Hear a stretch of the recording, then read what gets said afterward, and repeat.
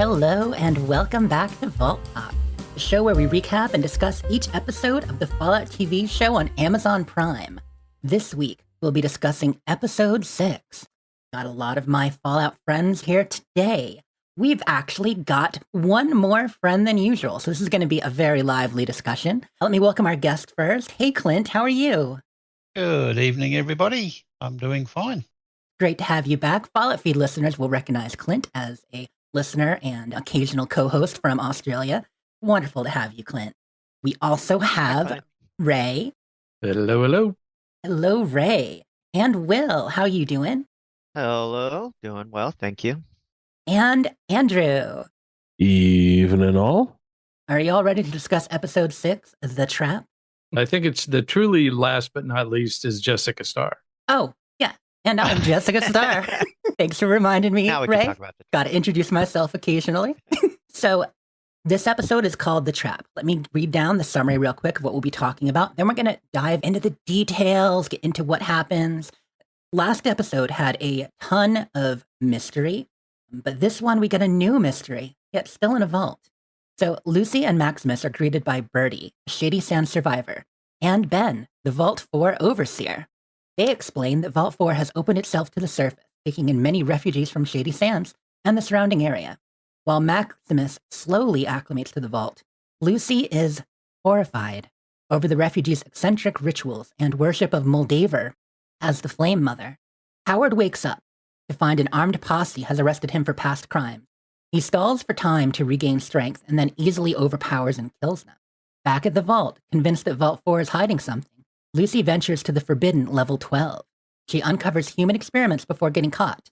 Pre-war, Cooper becomes conflicted over the secrecy of Barb's association with Vault Tec. He's invited to a covert meeting to discuss the conspiracy going on behind Vault Tec, hosted by none other than a younger Moldaver. So those are the events of this episode. I read the summary each week so that we kind of know what we're talking about.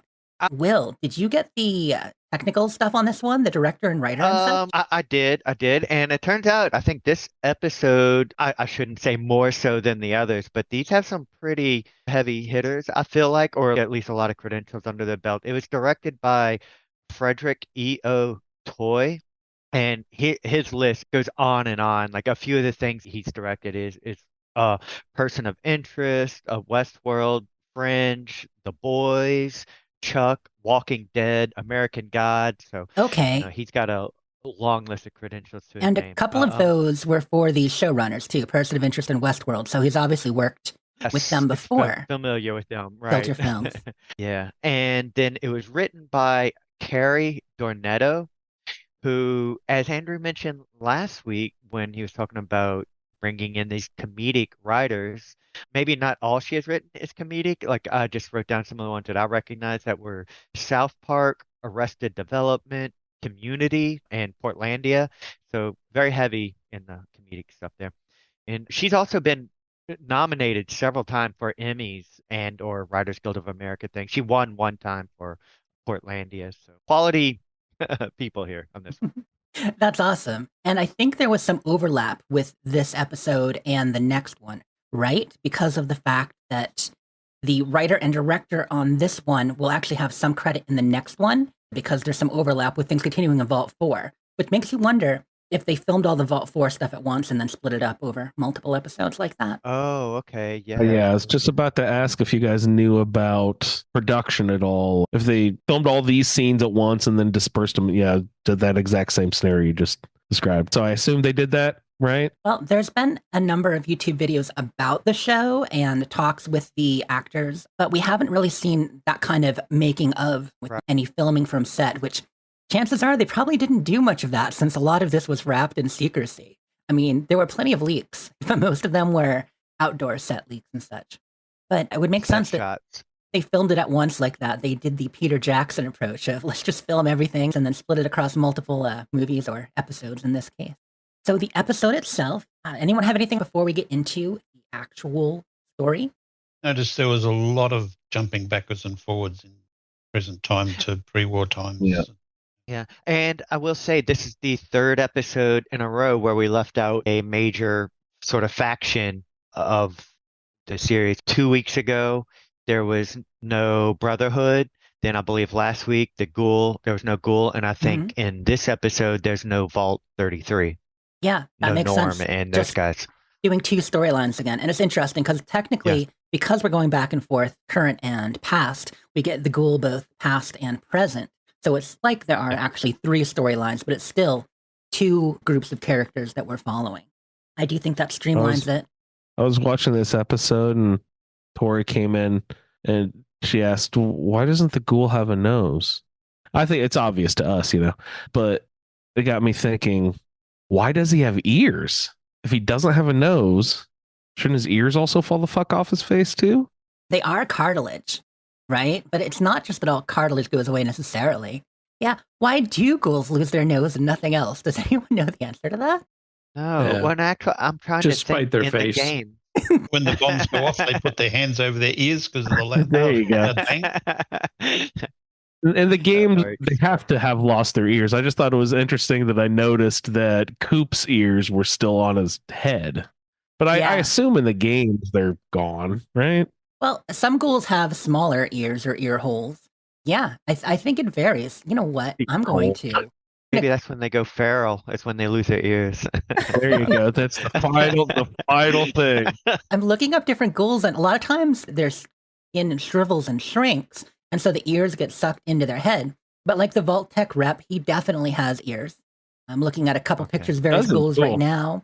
Yeah, but then who was the ghoul captain of the submarine in Fallout 4? I'm looking at him. He doesn't really have ears. They're very much shrunk into his head. Does Billy have ears? Billy has nubs. I feel like a lot of these ghouls, the ears are shriveled enough that they're almost just ear holes, but they're slight ears. So the ghoul has more ears than most. Okay, I need to look up Hancock real quick because this is something we need to know. Hancock, Covered by most people's small ears. sexiest ghoul. Yeah, they're very tiny. They're there, but they're tiny. They're there? Interesting. Anyway, to the episode. Sorry to derail us with ear talk. No, it's funny because you asked and I realized I didn't know and kind of take it for granted that the whole face is very tight, but are there ears there? And so it turns out, yeah, but just nubs in a lot of cases. So this episode starts as in the dark as us about ghoul ears, and then the light comes on, and Cooper licks his lighter, and he's telling us about a place, a wonderful place. And then the lights come up, and he's doing an advertisement for Vault 4, walking and talking us through that. He calls it a veritable Camelot for the nuclear age, laying it on thick. So he walks us through Vault 4, doing an advertisement for these guys, and it's really well done. I was ready to sign up. If he was selling me a timeshare, I'd have a timeshare in Vault Tec. I'm sorry. I'm a sucker. The only thing I got out of that was he banged the side and said, "This is 3 foot thick lead." It just goes bong, like it sounds like a 4-gallon drum. Yeah. Although AF, that is not 3 foot thick anything. Yeah, what a song he sings. 3 foot lead casing. Keeps out Song- the rads and the reds. And the Reds.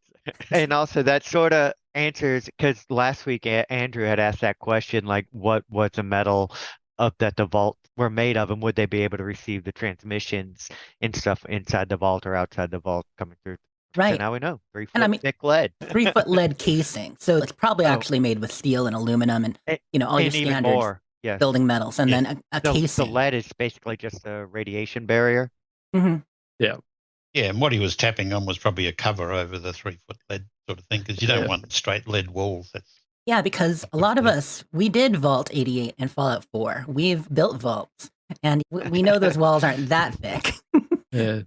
So one of the first things I noticed was, so when it's just him isolated before he goes inside the vault, he lights up a cigarette, takes about 2 puffs on it, and then is going into the vault, and he flicks it off into the vault entrance.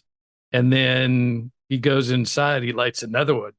And this one, when he meets the scientists, he puts it out in their ashtray on their kitchen table. I was hoping that was an ashtray. Yeah, right. I know. Yeah, this carries through all of his scenes, because another time he drops a half-smoked cigarette into a martini glass. Mm-hmm. And so just all the way through this, he's smoking several packs of cigarettes, but he never takes more than a couple of puffs off any one of them before he stuffs Drop it out it. somewhere. Does he smoke as a ghoul in the future? Takes drugs instead. He does Yeah. all A the lot of drugs on stuff. Earth, I don't know. but I haven't seen him smoke a cigarette. We haven't Well, seen him smoke. Smoking and is a gateway to drugs, isn't it? that's true. He's definitely crossed that threshold. That's Yeah. the gateway. I wonder if it's partly because he is an actor and you have to always have a good looking cigarette because you're on screen, you're on camera. And so you don't smoke it too deep down. You're just getting it lit and then you're putting it out to go in. That is odd in the ad that he does that. Wonder if that's why. It's very, very 50s retro, though. The movies back in those days, they did that. Yeah. So. Smoking everywhere. So he's walking down the hallway. You're taking a look at this place. There's a nice patio laid out. In fact, it reminds me a bit of what we saw from Vault 32 when it got all dressed up last week, where you do have the little deck area in front of each door with your patio furniture. I don't think I saw any flamingos in this one, but it's a science vault. He talks about how you're going to live here happily with any of your 200 neighbors. So this is where we get the number 200 we were talking about earlier, both from Fallout Shelter, where your population cap is 200. And it seems like this vault has an estimated population of 200. Well, and yes, this vault, but it sort of seems like, and of course we know it's not true because there's any number, but that they're advertising that most probably have 200, the way I feel, because if it's a commercial. They're talking about this example of vault specifically, but you're right. I have to wonder though, also, is it maybe 200 homes? Not necessarily 200 people. Like it says 200 neighbors, but do they mean like 200 apartments where people could live and maybe there's 2 to 4 people in some apartment? Oh, it could be that. Yeah. Because, So the like biblical 200. Exactly. Well, as we've talked about, we know a lot of vaults do have 500 because, like, specifically, we know that one from Fallout 4. And also, I was looking at the mailbox numbers and all that thing as he's walking down and in the other vaults. And the mailboxes, like, they're 428, 429, and things like that. And I guess those aren't necessarily all resident. It's probably they have just different numbers for, like, whatever sort of science building or whatever also. But be the classic. Be the level down, too. Exactly, the floor kind of thing, like in a hotel. First floor It's is totally 108, hotel second number. floor. Yeah, that was 4th floor there, Will. Yeah, or also because that is Vault 4 he's in, like it's 4, then 29, although it wouldn't go to 2. Did the model number scream anything to anybody? 96 JQ 1164. Do any of those letters or numbers mean anything? No. Where did you see that? Going through Quoted his us. spiel. This is the Vault 4 model 96 JQ 1164. What a song she sings. Dong dong. 3 foot what? Keeps out the rads. When he was doing that spiel, but I wrote it down because I was like, I bet you one of my Fallout genius friends will recognize that. Oh, that's from Fallout New Vegas, from that one quest where you do blah blah blah. I think we're failing. Those aren't nuclear launch codes. 96 simply says I have no idea. the show is set in 2296, so there's that, but nothing else is really jumping out at me on that one, Andrew. By the way, you did a very good job on that ad. I'd buy a timeshare from you too. Oh, great. So he's going through and then he introduces us to some of the residents. Talking about Vault 4 specifically again, he introduces us to Lloyd and Cassandra Hawthorne. They are scientists working on radiation. They're there with their family, they're having a nice dinner. And he says they are working and living in Vault 4 in a community governed entirely by scientists. So this is one of the first times in this show, at least, that we've seen anything about a purpose-driven vault, a vault with a mission or an experiment. And this is going to be a science vault specifically run by scientists. We'll see what they get up to. They're not just actors. No, they are actually going to be living and working in this vault with, what would you call it? A trial period? Yeah, that's what they call it, a 5-year 5 trial. years trial. 5-year trial with 80 people. So in this time, when you think about the vaults, you think about people rushing to get to the vaults and be safe in the case of total nuclear annihilation or nuclear destruction. But I think there are multiple vaults like this where there were people already moved in. Were they actually already moved in? Because once the ad was over, Coop was sort of shaking hands and so forth and then saying thank you for coming in for this. They were in Vault 4. I heard that too, but they did say that there were 80 of them living there for a period of 5 years. So I think maybe they're just in the process of moving in. Yeah, they haven't. It will be happening shortly. Yeah, exactly. Yep. Like it's a trial that's starting and the family's just getting used to it. That's got to be an adjustment. But I think they want to show that the vaults are livable long term. This is also just part of the whole Vault Tec testing. If they don't have trials with people living in them, how do they know people aren't going to go mad living in a vault that long?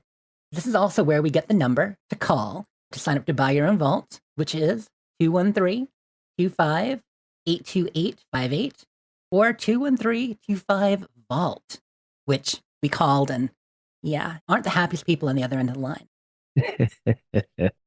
What was it? Burnt? It wasn't like they're just screaming or something, right?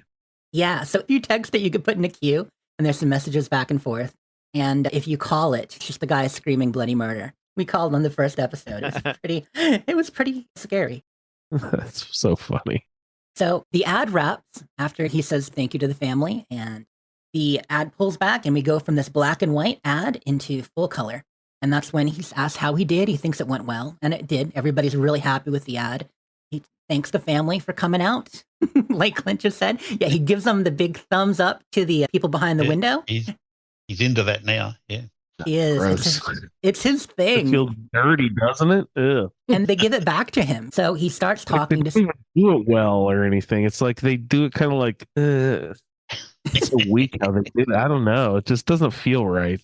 I felt it felt pretty natural this time. In the first ad, it didn't look supernatural, but at this point, I feel like he's all into it. Yeah, he's comfortable with it now. But it's not quite the Vault Boy thumbs up. No, It's not looking at it at the it's not nuclear on the other side of it. Yeah. Blocking the cloud. Yeah, it's the Cooper thumbs up. So he starts chatting with the people there, and as he goes out into the hallway, he runs into a man who has to introduce himself, Bud Askin. Bud says hi, and they start shaking his hand. You did great. And so we find out, I don't think he says senior junior VP here. He just came down here, and he's currently in charge of the Southern California operations for Vault Tec.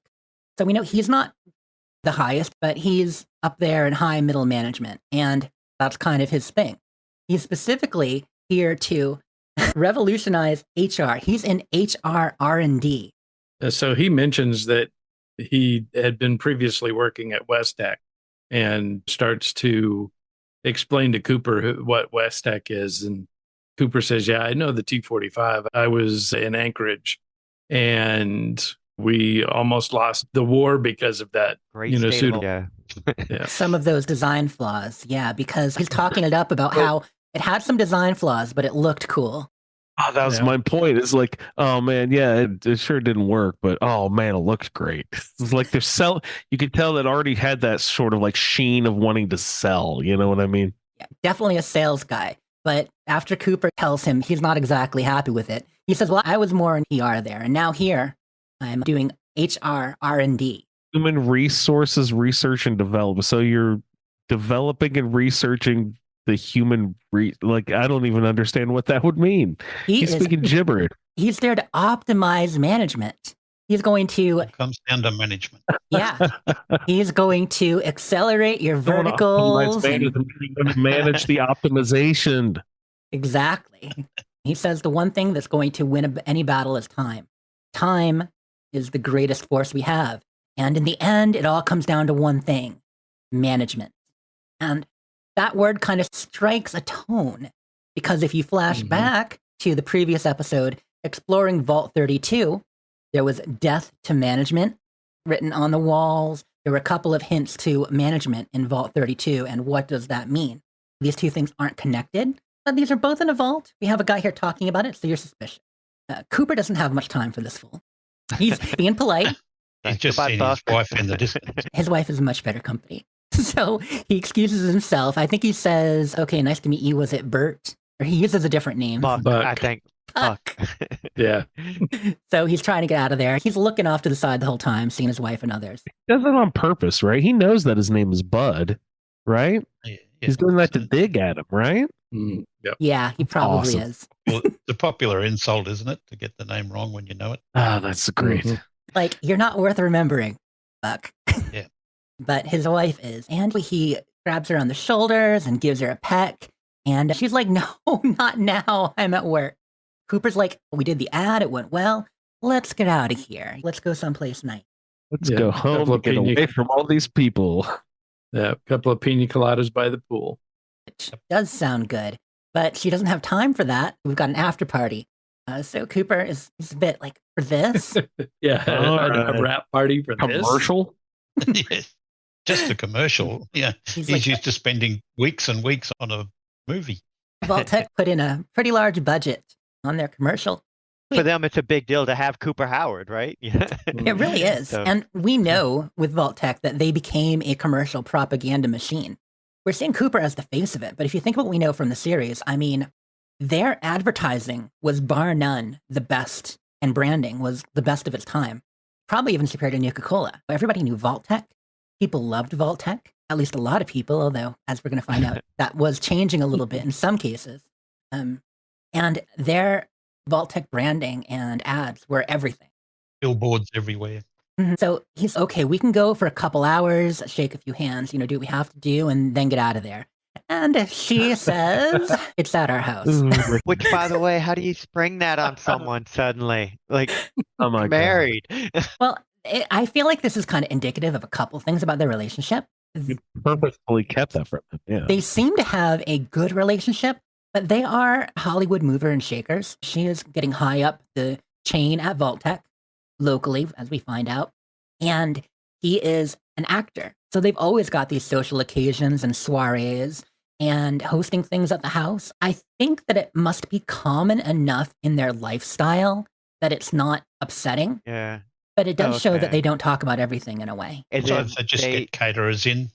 And I felt like this was just another thing, since we had talked about how much you're trying to make him out to be just this good person before the war or Yeah. before the bomb drop, that the way he accepts it when she says that, he's just like, oh, the things I will do for you, no sort of anger or anything. He doesn't want to, but he's just very happy to do that for his wife that he loves so much, right? Yeah, Yeah. which is interesting because it was because of his wife asking him to do the Vault Tec commercial in the first place that he did that very first one. And we don't know how far in the past it was, but it was probably, he seems like he's been a rep for a while now, so 6 months or a year in the past at least. But he's doing this for her again and again. So after this, it goes over to his house and he is getting ready, escaping the party, having some private time. He's there with his dog. Do you guys remember his dog's name? Roosevelt. Roosevelt. Yeah, Roosevelt. Anyway, he's there with Roosevelt and he tells him about to head into enemy territory. Yeah, the Also, dog had to stay in the room. that newspaper he's reading when he's doing that, it's like there's a big picture of him, like almost a half-page ad of him for Vault Tec, doing the Vault Tec thing with the thumbs up. But over on the side of that newspaper article, there's an article. The headline of it is Nuka-Cola walks back new Nuka. Oh, really? I wonder what they had to walk No, back. that's a play on New Coke. New Coke. Right, Coke. right. Absolutely right. Yeah, I figured it was a play on the new Coke, but it also did have me wondering, just in case, there is no new Nuka in any of the games, right? Mm. I don't think Or is so. the classic? Yeah, is I the think classic they Nuka? squashed it before. Well, good on them. Another headline there talks about how the Reds are backing down or the China is losing ground Losing and ground. more yeah. troops Yeah. moved into East Asia. Talking about how they're actually moving the front to China at this point, after having kept anchorage and all that the front is moving into Asia at this point on the war. Now, we don't know if that's propaganda too. I mean, obviously, there's back and forth here, but it seems like they're making ground. That little newspaper there, the one that says they're losing ground, on the side of it, there's a story about Tomatoy's face's libel suit over Giddy Up Buttercup. A libel? no. That's the one on the side. Yeah. So, What kind of libel Yeah, could you gone have wrong for there. Kitty a Buttercup? Oh, that's I great. had to stop and read that and zoom in and find it. But yeah, Funny, that's good notice. It's funny when Todd was talking about visiting the set, he mentioned how the reports on the overseer's desk, they actually printed any number of reports with stuff on them, and that in a lot of cases they went for realism, they went overboard on the decorations. So it makes sense there are a lot of Easter eggs and real headlines on things like the paper. That's wonderful. It feeds us, the real Mhm. fans, so much, right? Yeah, the best kind of fan That's service. why I assumed the Vaulton model number meant something. You know what I mean? Right. They're hiding Easter eggs everywhere. It might mean something to somebody, but just not us for now. So he goes past the Man from Calabasas poster and then onto the landing above his stairs. And there's a huge one. Is that a man and his dog? I think Yeah. behind him. I had subtitles on for this last rewatch. We talked about how we do that, Will. You know, the first watch, maybe we don't have subtitles, but I like subtitles. And as he's going down the stairs, there's just all kinds of whispers and murmurs like, is that him? And oh, that's Cooper. I really liked him in his last movie. Like, he is truly a star. People are a bit odd to be at his house and just a bit odd to be around him, which is, you know, aw shucks. People That's in pretty his own nice. house were like, oh my God, there he is. Like they were, Like they were Did surprised. he just walk by? oh, was Yeah. that him? Just because there's a party at the house doesn't mean he'll even be there that much. They're not sure how much he'll make an appearance. You know. Roosevelt all night. I also love how Man and His Dog is a reference to Boy and His Dog, you know, which is a classic book and movie. About to ask if that was a nod. It's got to be. And I love that when someone mentions it, he says, yeah, I love that one. It was my real dog. Yeah, that was my real Yeah. dog. And I felt like both those scenes were designed to set up just how much he loves his dogs, right? Like he was talking about, sorry, Roosevelt, you can't come to this one, buddy. And then there's shit like, yeah, I love that one too. It's my real dog. Very much, you know, establishing that he loves his dog. Absolutely. So he says hi to people going by, but it's just kind of a nod, a brief acknowledgement. But one person is not quite so subtle and quiet. No, he's Cooper Howard. Cooper Howard. And Bud Askins. And yeah, so Bud is still there at his house too. Just kind of showing that this whole corporate culture he's not super into is here invading his home. And it's not really his scene, but he says hi briefly and just keeps on walking. He's in the house only briefly. And then he's going out to the pool to socialize with others. Coming down the stairs, we swap to poolside. Another character. What is this actor's name? Do you guys remember? He called him Seabass. Sebastian Leslie, Yeah, Sebastian. Yeah, I He was gonna calls say, him you know, Played it'd by be Seabass. Matt Matt- Berry, right? Like I played thought by you were Matt like, Berry. I know you know it's Matt Berry. Yeah, actor Matt Berry. Although, what is he in? IT Crowd is the I- boss in that. And he's always trying to win on to the girl in IT. I've Crowd. only seen one episode, Will. Don't hate me. So, Matt Highly Berry, suggested. Seabass, Went on is there chatting up some women, some of the servers at the party. And they're like, oh, do the voice. And so he goes in, he does full Codsworth. They start laughing, and he's like, yeah, I'm in. So how about we go and, you know, maybe after you're done with your shift, we go have a little party in the hot tub? And no, they're not having it. So Cooper walks in on his slightly unsuccessful chatting up of the women as they move back. And this is where Cooper puts out another half smoke into the martini glass. So he starts chatting with his friend. Well, I'm glad you're here. Seems like most of our friends didn't show up, or most of our crowd didn't show up, talking about other actors and such. He says there that the ones that I invited, you're the only one that showed up. So he Mhm. must have Yeah. had some premonition of the party. You know, some Yeah. idea that it was going to Yeah. happen. Or he dropped a Or it note was just 3 hours earlier, Yeah. like, hey, we're having a party tonight if you guys want to come by. But it seems like he's getting a little bit ostracized because he mentions people aren't showing up. And Seabass calls him the pitch man for the end of the world. And then he talks about how all the actors are turning into commies. Right. Yep. Yeah. How that's why they're not coming to things like this. Did you know I lost a movie over this stuff? So Seabass is saying, hey, you've got to be living large right now. You're pitch man for the biggest company going. And he's like, yeah, but I'm not getting as much real acting work. Lost a movie. He went on set and the actors even refused to come out. But we know that America at that time was anti-union in the Fallout universe, that unionization was kind of considered a commie act. And you think it's probably a solidarity thing, but some of the actors are like, no, we're not going to work with this guy. But yeah, it seems like there was a lot of prejudice or bias actors against Cooper. tend to be left wing today. It's true. But yeah, he talks about radicalism Not all of sweeping through Hollywood like a bad case of the clap. It's kind of funny to listen Radical. to him talk.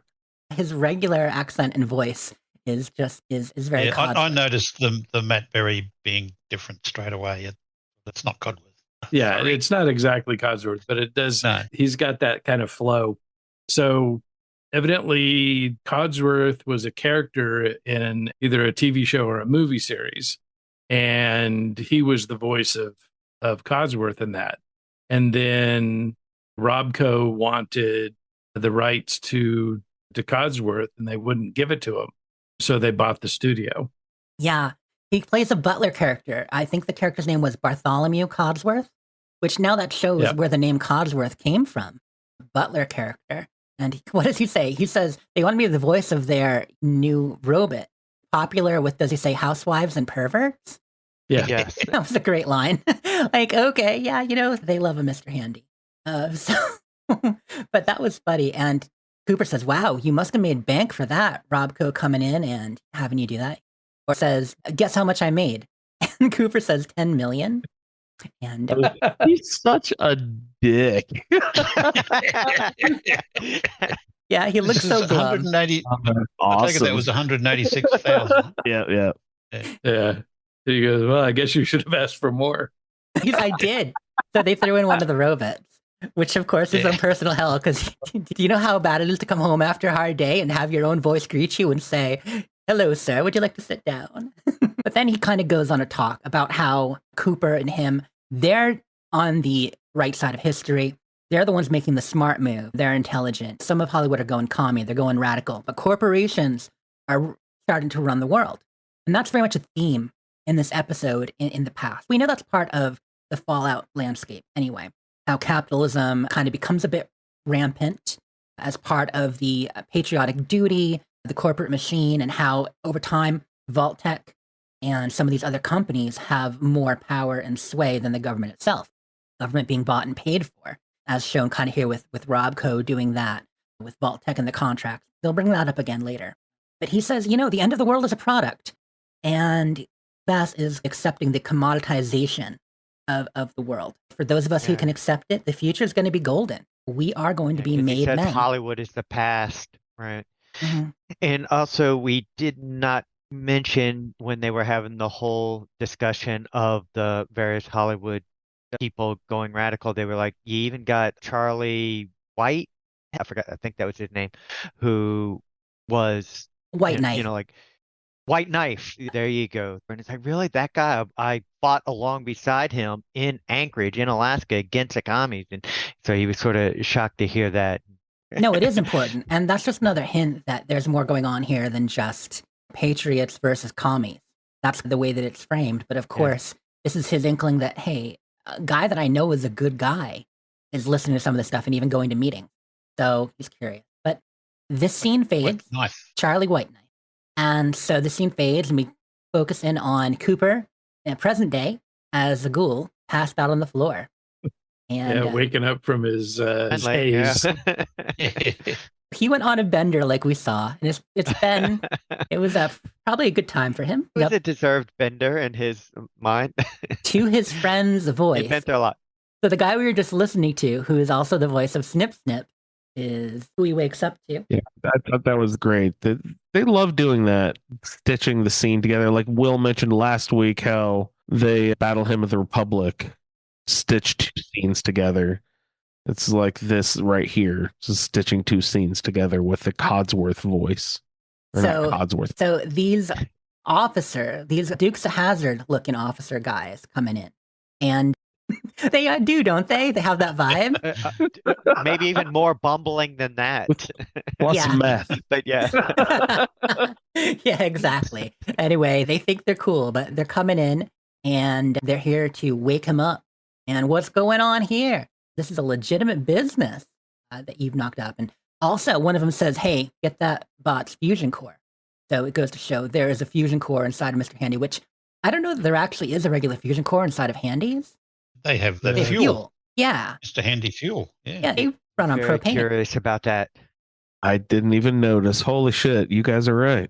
And then, but maybe it would be not as secure, but like with the power armor, Thaddeus needed the key to remove that fusion core.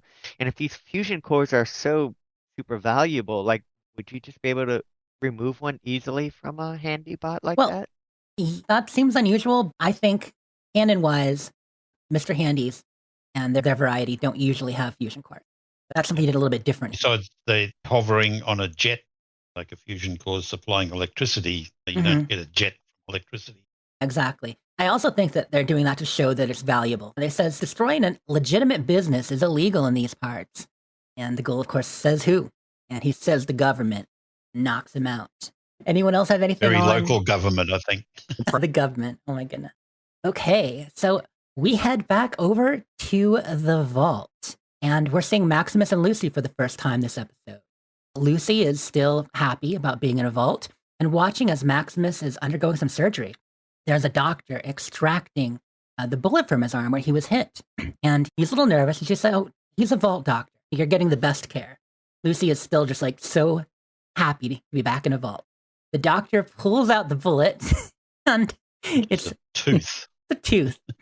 He was shot with a tooth by the fiend. So, I mean, that's classic Wasteland, making a bullet out of anything. Well, and now we know the value. We had asked earlier, like, what's up with the Right. teeth? Why is Maximus selling his tooth? Why is the ghoul taking the tooth from that other ghoul that was turning feral? Like the first thing extracting, we were like, what is up with the teeth? And here we go. Ammo. Bullets. It has value. I never would have thought of that. I suppose pebbles or whatever would be about the same, but yeah, why not teeth too? That could be part of it. Especially rotten teeth. A little Maximus is infection going. ready to get going. And Lucy's like, take your time, heal. I know we need to get a move on, but take your time, heal. The doctor mentions it was a rotten human tooth lodged in your shoulder. You need some time. And then checking in from outside. So they're still in this quarantine room where we saw them before. And they're not actually out in the general population yet. So you can assume they've been kept here, but they're being attended to. They're being talked to. A woman comes up to the window and starts talking, and her name is Birdie. And we find out that she's kind of the second in command here. And she's saying that she wants to make sure that they feel comfortable, that it can take a little period of adjustment. And that's when Lucy mentions that she was from a vault too. She's just so happy to be back here and that it's so different on the surface. And Birdie mentions she was born on the surface. So Lucy immediately, a little embarrassed, walks it back, but she's surprised. And they say they have a policy of accepting people from the surface. But she does mention that she came from Shady Sands. And actually, there's an interesting line here too, because she mentions that she was from Shady Sands and the vault took in a lot of survivors after that was blown up. She and her mother had gone to Philly. She was a courier, yeah. Her mother was a courier. So she was with her mother on a courier run to Philly. That's why they weren't there when it blew up. And she says, 3 days walk from Shady Sands, and we could still feel the heat from the blast. So that gives us another thing about scale there. Philly is about 3 days walk from where Shady Sands is, which with where we were kind of placing it around greater LA, we felt like it was probably only 15 to 20 miles, which that could be 3 days walk in rough terrain. Normally, if you figure 10 miles a day is perfectly reasonable, then that would be more like 2 days walk. So it seems a little further than I would have guessed, but it makes sense, especially if she was a child. But that was a little unit of measurement we get there.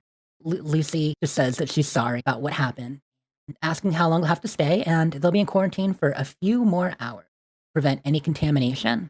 That quarantine room, that's the same room they landed in Yeah. from the end of the last episode. So they've been in there all along, right? It's a trap room. Like you go in and you end up, it's a trap, you fall down and obviously get knocked out or something. They're still there. That's the same room Coop was outside for the ad.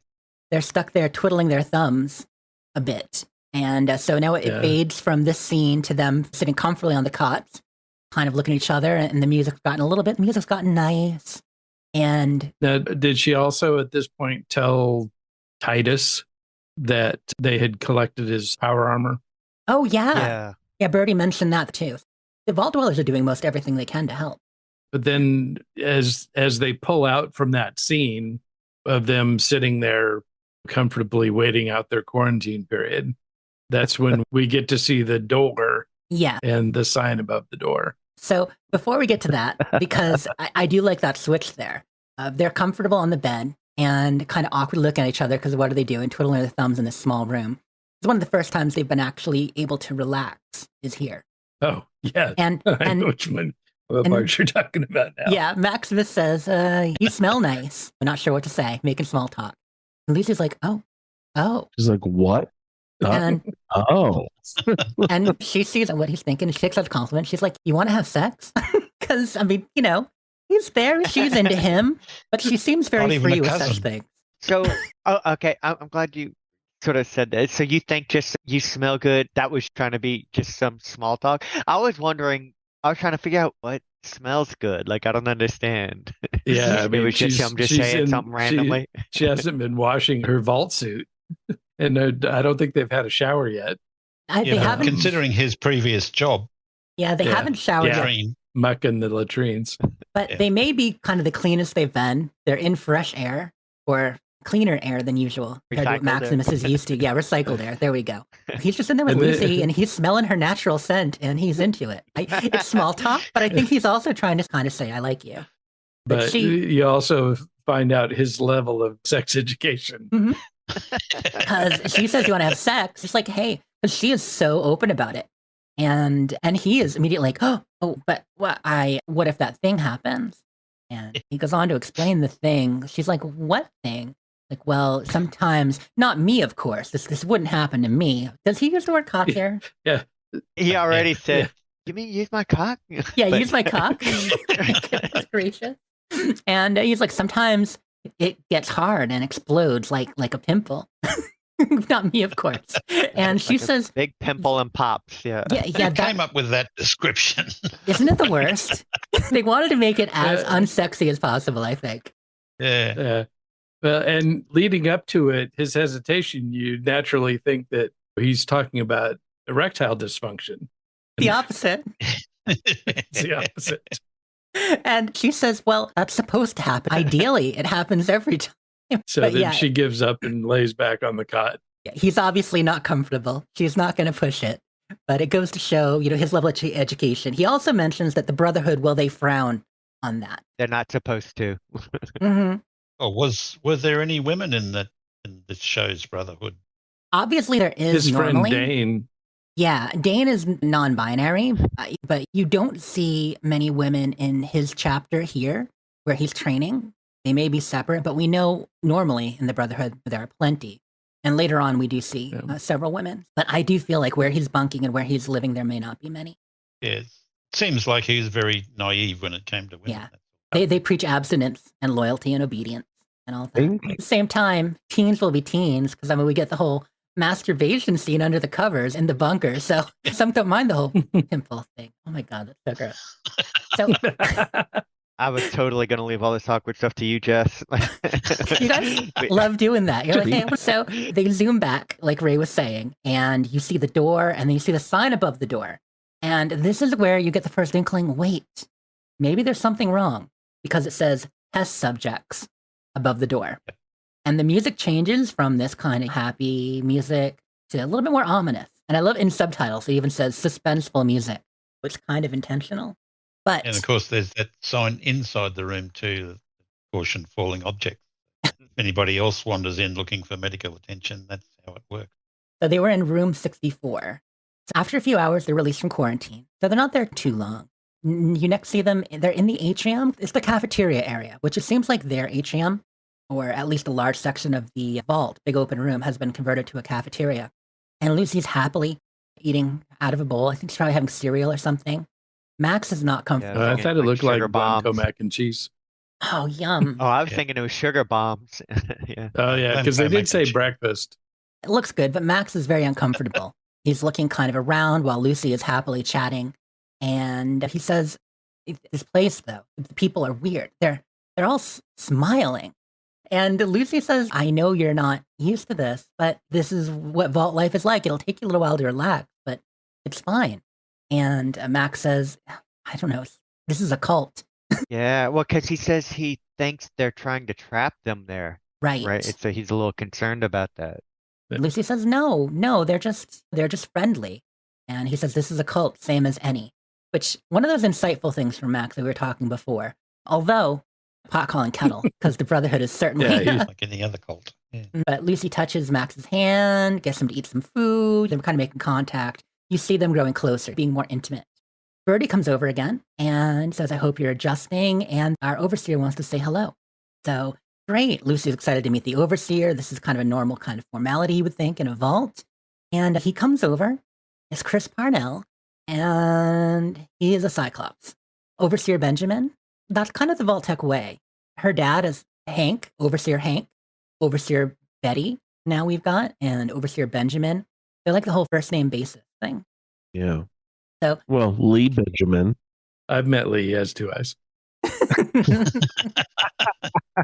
So he's giving them the welcome to Vault 4 spiel and talking through the general rules of the place. Stay out of level 12, obviously. You're welcome to be here. Obviously. Don't need to elaborate on that. And foosball table, you only have one. So make sure you sign up and try to use that signing up. If there's no pencil on the sign up, he's much more concerned about foosball than he is anything else. If you need a pencil, don't worry. Come see me. We have pencils. It gives an idea of he's not really the one in charge here. Yeah. He's just Anything else, ask Birdie, right? Yeah. That's the best part. Oh, yeah. And the bathrooms. He wants to explain the toilets. Sometimes people will try to use them without asking and without knowing how they work. And that's very messy. It's much better to ask. It's hilarious. So anything that isn't toilets, foosball, pencils, talk to Birdie. So yeah, he's the elected overseer. And he walks away. But Lucy is very thrown off by all this. Max taking it in stride, like just nodding and okay. He's already not comfortable. Lucy is a little bit shocked about the Cyclops thing because she's in a vault. People here aren't normal, aren't they? And she starts looking around the room. Lucy looks around and she sees the doctor they had earlier pulls off his plastic cap and he's got a nose in the middle of his forehead. Apparently, he goes by the nickname Nose. Like that must be what people call him because if you pause it, like on the Amazon thing, they have the little X-ray. They say the character's name. It's Dr. Nose in quotation marks Edmondson.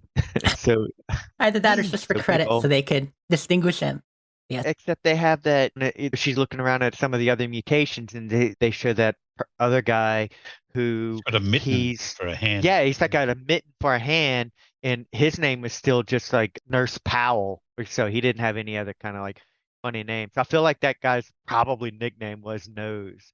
So they get up after their food, they're leaving, and Lucy says, "Okay, there is something weird going on here." And Max says, "Yeah, I told you they're too nice." She says, "No, not that. Did you see the overseer? He only had one eye." Yeah, but this one's in the middle. And Max has to clarify. Well, it's a little to the left. That was great too. It's like a little to the left. Just ridiculous how he takes it in stride like that.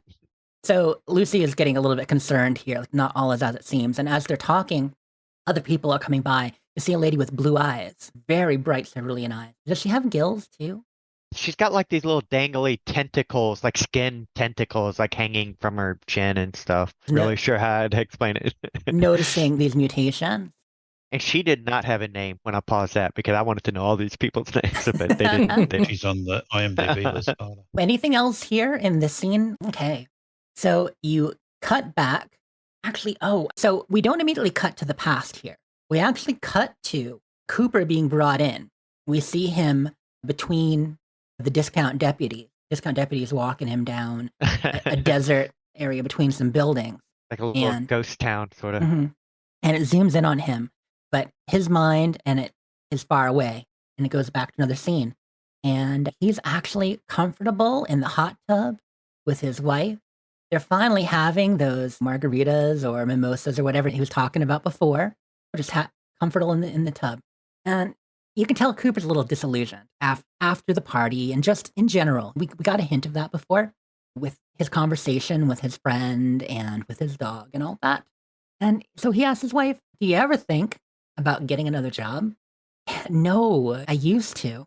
But now that you're doing the commercials and I'm here in Vault Tec for a while, it's kind of like the family business. Maybe, what's their daughter's name?" Janie. Yeah, maybe when Janie's 15, we get her job in the front office. And Cooper's not quite as comfortable with that. Yeah, but do you ever think about just leaving it all behind? I'd get a ranch out in Bakersfield. We could have cattle. And like, what would I do? You can tell she is a businesswoman. And clean. What else? Yeah. Raise chicken. I think his answer was. Yeah, he says, just be pretty and help me raise chicken. And she looks a little bit disgusted by that because that's not for her. And she gets out and what does she say? That my job is important to me. And what has you thinking about all this? And Cooper just says, just some of the news, some of the stories happening has me thinking about maybe we got to get away from all this and city life isn't all it's cracked up to be. She pulls out a Pip-Boy and Cooper looks a little bit unhappy. That's when Barb says, "You've seen one of these before." Cooper says, "But not on you." She's like, "Well, I've got one too. We got to get used to it. If we're going to live in a vault, And Bud Askins actually licensed them from Robco. This is where you find that Bud has made a deal with Robco for everybody to get Pip-Boys, which is kind of where that whole thing came from. So I like that being brought in. And she says Vault Tec exists with me or without me. It does no good to complain from the sidelines. And working for them, I can make sure I get into one of the good vaults. Cooper's taken aback by that. One of the good vaults, what does that mean? And To start with, he just says we can buy our way into a vault. right, yeah, exactly. Yeah. And he didn't realize that there were ranks of vaults. And why would he, right? Because he's out there selling people. He's helping people buy into vaults. Them in the This right is his direction. reputation on the line, and he's learning the sort of dirty details about who he's standing up for. And he probably should have done the digging before the spokesperson and Yeah, like he said before, he'd do it for his wife because she asked him to. But it seems like she's maybe leading him in a bad direction. But she doesn't really answer that. She just says that she cares about their future and she has to get going. Just trust me. Yeah, just trust me. So we finish this scene, and now Cooper is looking into this deeper. So next scene, Cooper is at the bar. He's there waiting for a friend to show up. And who is it? It's Charlie Whiteknight. So this is his good friend. They went to war together, but Charlie's been going to meetings. And so Cooper wants to ask him what the hell. You know? Charlie sits down. They're chatting nicely, but Cooper says, "What is this I'm hearing about you? Are you going commie now? Will, do you have these lines written down or?" I actually have most of them written down. He's like, oh, sorry you couldn't make it to the party the other night, huh? Because of one of your meetings, one of your communist meetings. Yeah, Like, exactly. come on, man. We watched people die together up in the north fighting against all that horse shit, So he's pretty upset with him right there. Charlie's like, yeah, for what, Charlie's abandoned him and his values, and these guys have worked together a lot. Charlie's standing up from the same side. He's like, Vault Tec is the devil. Cooper's like, Vault Tec, devil. I'm the spokesman. Barb works for Vault Tec. And he's like, oh, I got nothing against Barb. Yep, exactly. Then Charlie tries to bring it down to explain. You understand fiduciary responsibility? Will, do you want to go through that? So he says that the U.S. has outsourced survival of the human race to Vault Tec, and that Vault Tec is a private corporation with fiduciary responsibilities and to make money for its investors. So how do they do that? By selling vaults. And then Coop says, well, that's capitalism, And he's like, Charlie tells him, well, okay, but they can't sell vaults if the peace negotiations go through. That's why he starts saying that it's Vault Tec's fiduciary responsibility to make sure that they don't work out these peace negotiations that are going on now. So you get the idea that his friends at these meetings, what they're talking about is that Vault Tec and other corporations controlling things are working against peace negotiations that could be happening. Now, Possibly, yeah. Of course, Cooper says, what do you mean by that? How could they do that? Because that seems bogus to him. They're not the government. And this is when, again, he says, well, do you remember this movie we did? And you played this character and I played some generic Indian. Cooper stands up. He's like, Tall Hand Mudlake could talk to horses. You played him with grace and dignity. like Cooper likes his friend. He's standing up for his role and the character he played. He's like, you weren't just some generic guy. Grace and dignity. I love the way. Yeah, Cooper's almost indignant on behalf of his friend. But he gets to the point where Charlie is saying, yeah, but do you remember what happened? And the ranchers got bigger and more powerful. And they had more power than the sheriff. They ran the town. And what happened? And what happened? The whole town burns down. Burns down. In this allegory, he's saying Vault Tec and some of the corporations are much more powerful than the U.S. government. They've been at war for years. The resource wars 10 first. years, yeah. Now the continuing war here. Originally there were resource wars, then there was a break. Now they've been at war with China and others for a good 10 years at this point. And they're spent. They have no money. And who's stepping in to help finance things, take over? Companies like Vault Tec. Outsourcing survival of the human race. That was a pretty good line. Anyway, Cooper's not really buying it. Charlie says you should come to a meeting. Learn the truth. I felt like Maximus or Titus, excuse me, I guess, was just saying this is a cult. I think the cults are a recurring theme in this episode because Cooper is telling Charlie, he's like, you're in a cult. He's telling Charlie he's in a cult. So that's one thing. This whole people are buying in on these strong beliefs motivating them. that each person is saying, this isn't real, you're in a cult. Yeah. But he hands him a Yeah, cult yeah. card, the cult calling card. It says Hollywood Forever, and says, come to a meeting, listen, learn the truth about where your wife works. And then For her sake. Right, he sells I it think for that her was the sake. selling point. Exactly. So we finished that up, and now Cooper's back at the house. We're getting a lot of Cooper past here, a lot of past Cooper, which makes sense because present Cooper isn't in the best situation at the moment, being in custody. So they're sitting down at dinner. Also, a call came in first, right? He got a call on the phone for his wife from someone named Henry, but he doesn't take the call. And he asks Henry, is that a new assistant? But they're sitting down, they're having dinner. It's obviously going up in the corporation. Yeah. He asked about Janie, and she is like, well, Janie is reading Little House on the Prairie to Roosevelt.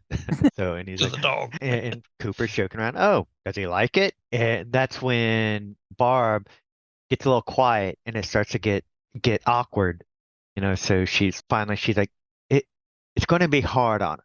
That's all. And of course, he's all confused. What's going to be harder? And he's like, well, no dogs in the vault. And so this is breaking news to Coop. Right. We just established how much he loves his dog. He can handle jumpsuits and maybe even pit boys, but no way is he not having his dog in the vault. He says who? No dogs in the vault, says who? And she doesn't really answer. And it was this person making this decision. It appears it's just a corporation somehow making a decision. He's looking for someone up top. He doesn't know who. Somebody Barb he can explains fight. It's policy because that dogs eat meat, so it's an avoidable inefficiency, but means nothing to Coop. Makes sense on a spreadsheet, but Right. Cooper is a rich actor. He's got efficiency to spare, and he is willing to bring dog food for years. And I mean, in general, too, this no dogs in the vault rule, he does not like this because he's not thinking long term. Again, as much as the world is on the edge of destruction and people are running scared more and more, especially as it goes on, like as we saw at the beginning of the show. At this point, though, still, they're hoping peace is going to happen. They're hoping the worst won't come. Vaults won't even be needed. Okay, so I don't think he's thinking about 200 years in a vault with dogs. Yeah, he talks about going to war to fight for his freedoms, and who's taking this freedom away from him? Right? What if I don't want to wear a blue jumpsuit? What if I want to wear a green one or a red one? Which, by the way, the custom vault suit mod for Fallout 4 Creation Club definitely has. Someone should tell Coop. Yeah. I felt wrong Well, about Coop's that. going to want to wear blue and gold, but yeah. What if I want to wear a snazzy Christmas sweater? Yeah, actually, that's true. Who told them to wear blue and gold? It was kind of Coop. It was Cooper who did that. They made it in his colors. But yeah, he wants to know about his freedom. He didn't go to war to defend his freedom to live in a goodness gracious cellar under the boot heel of somebody like Bud Askin. Right. Well, he just wants to know who is making these rules, right? Yeah. So they're getting a fight here. This is getting kind of heated. Proven to his wife that she has no idea who she's obeying. You know what I mean? Right. Or if she does, she's not Get sure. her to question. Or does she? That too. Yeah. So maybe it's a mix of both. She's just following the corporate line, doing what she's told. Or maybe she knows more than she's letting on, but she is the one making some of these choices as well, helping decide that avoidable efficiencies are necessary. She's making them with their own safety in mind. She knows what's coming. Right. Because she does care. It's obvious. She wants to save the two of them. Yeah. Yeah. Her line is every day I go to work and think about how humanity can survive in an event that will wipe out 90% of life on Earth. And then I come home and you're talking to me about hiding up in a ranch up in Bakersfield. You can get how it's going against everything she goes for. The more I think about it, it's like she is working for a company where every day she goes to work and she has to buy in that the end of the world is coming. And more it seems like it's going to. And it's a foregone conclusion to them that I need to make sure my family is safe. So she's fully fatalistic at this point. I think she is positive it's going to happen. This is a necessity. And so she's making sure that if millions of people die, that Cooper, that Janie, the people she loves are not among those who are going to die. She's going to have a safe place for them in a good vault. She doesn't say good vault again, but you get that altogether. Right. Yeah. She's like, none of it is ideal, but if billions of people are going to lose their lives, I will do whatever it takes to make sure the people I love aren't among them. So that's her mindset. Whole speech. I mean, it moves Cooper. He's not happy about any of this, but he also sees that she's coming from a place of passion and caring. And it's not her that he's angry with. He's upset with this rule for the vault. So he's probably going to try to talk to somebody and see if he can get some of these rules changed here and learn a little bit more about Vault Tec. And also when she's spewing her little tirade back at him, this is also when she mentioned again that they might be going into a special vault, because she talked about how hard she's worked to make sure that they go into a special vault for management that will be overseeing other vaults. So again, not all vaults are equal. Right. But at least here she explains a bit more about what that means compared to before. Cooper, he softens a little bit and he says, you always try to do the right thing, and that's what I love about you. But that said, Such a good guy. he's no less suspicious. No dogs in vaults. We'll see about that. Yeah, after Charlie telling him Vault Tec's the devil and the speech and stuff like that, do you guys have anything else on this scene with him and his wife? Put out a cigarette again. He just gets another olive and puts it in the Olive, yeah, for the martini. I mean, Cooper and vices. You actually, between the smoking and, the Hollywood party level drinking, you can see where the whole bucket of drugs kind of thing in the future might come from a little bit. Yeah. He already had some of these tendencies. It was a slow 200-year process. Slow, you reckon? The martinis just got dirtier and dirtier. So back in the vault, and we are hearing the overseer talking to Lucy, and you jiggle the handle. He's explaining how a toilet works again. He's obsessed with toilets. You're in the utensils. overseer's office now, yeah. Mm-hmm. And she says again, I'm from a vault. It's hilarious. She's wearing a jumpsuit. It even has a different number. Not that he's looking at her back and stuff. Maybe he can't see so well with the one good eye. But he says, oh, wait. And he looks at his paperwork. Oh, so you are. As though he needs the paperwork to tell him that she's from a vault. Goosey paperwork McClain. is everything. Yeah. And I love that he puts on a pair of eyeglasses, like eyeglasses, but his eyes right through the middle of them. In the middle of it. Why didn't they make him a glass? He's a dork. She tries to correct him and tell him it's Lucy. And he's like, nope, paperwork says it's Goosey. You right here? Paperwork. It's paperwork. It's the truth. Yeah. He goes to drink some coffee, spits it out. Scene we saw for the trailer. Moldy one. How many coffees has he got there? Very strange. You can see at least 3 cups on his desk right in front of him. Yeah. Well, you can see, but maybe he can't. So she says she's from the vault, and he's like, oh, well, good. It's nice to have another vault dweller here. And he goes on a bit of a talk about service people. We've got so many of them here with their smelly food. When he says we're a dying breed, yeah, and that gives her a second little thought, she does a double take, you're from a vault-born person, because she's staring at his one eye. Right. So she asks about that, and this is, I think, where he mentions that he's 5th generation, born and raised from the vault, and she's surprised by that because he's got the mutation, and I think she assumed he or the other people here with mutations, they must have been from the surface, but no. And that is good information. But he talks about being born here and how it's harder. It's been hard, but they're accepting them, their smelly food, their weird ideas.